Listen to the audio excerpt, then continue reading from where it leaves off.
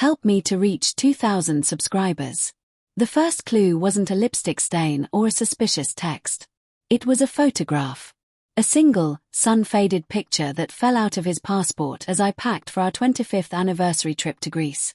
In it, my husband Daniel was holding a little girl on his lap, her curls golden, her smile identical to his. The background wasn't anywhere we'd been as a family. I'd never seen that child before. But the date scrawled on the back hit me harder than the image itself. 2 years ago.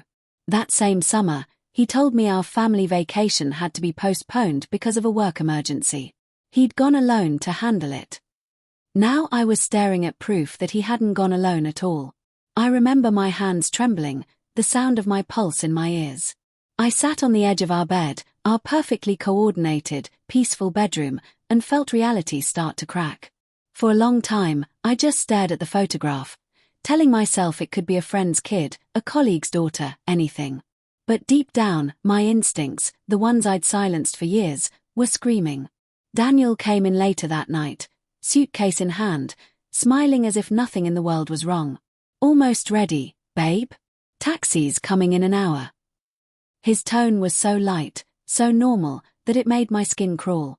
I tucked the photograph beneath a pile of clothes in my drawer, forced a smile, and said, almost. He kissed my forehead. You okay? You look pale. I'm fine. Just tired. He believed me. He always did. Maybe that's how he'd gotten away with so much. The next morning, on the flight to Athens, I watched him sleep beside me, his mouth slightly open, his hand resting on the armrest between us. I'd loved that hand once. Trusted it. I remembered how it felt when he slipped a ring on my finger 25 years ago, whispering that I was his forever.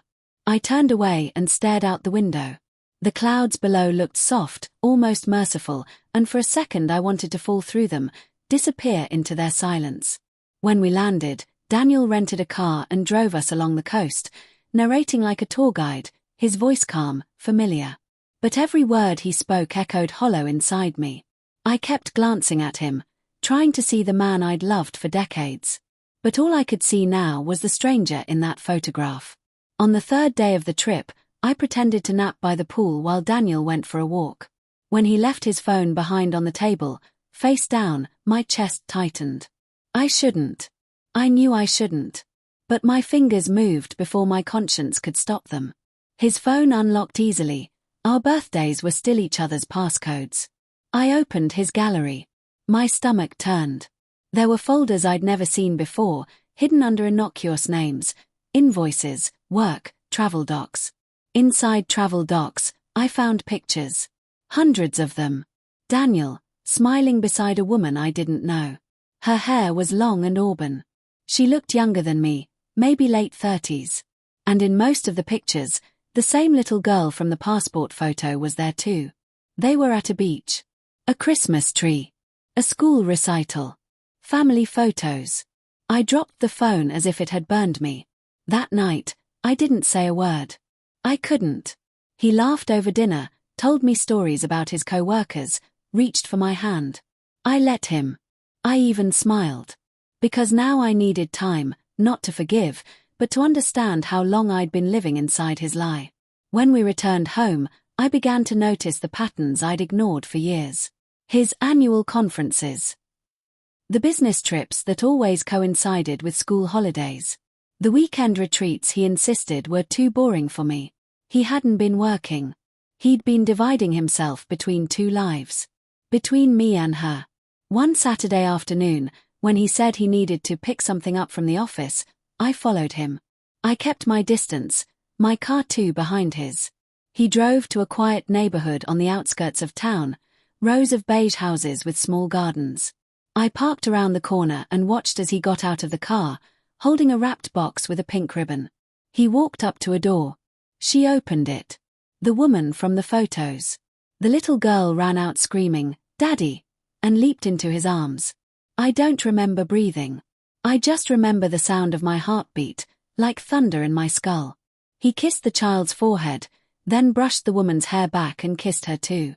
A soft, familiar kiss, the kind he hadn't given me in years.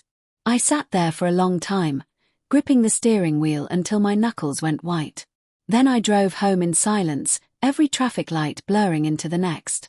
That night, when he came home, I was sitting on the couch with a glass of wine and the photograph on the table in front of me.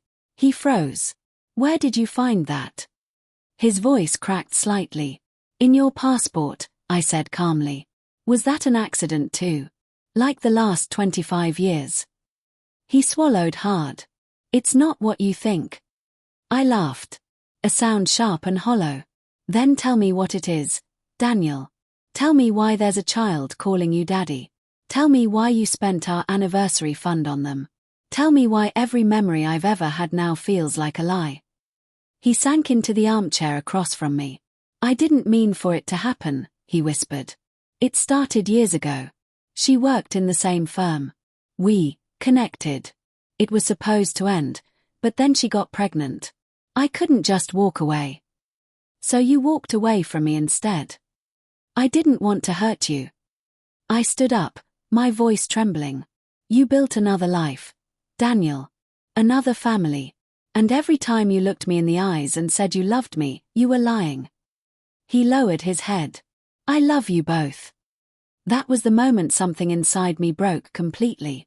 "Then you love no one," I said quietly. "Because real love doesn't need two houses to survive."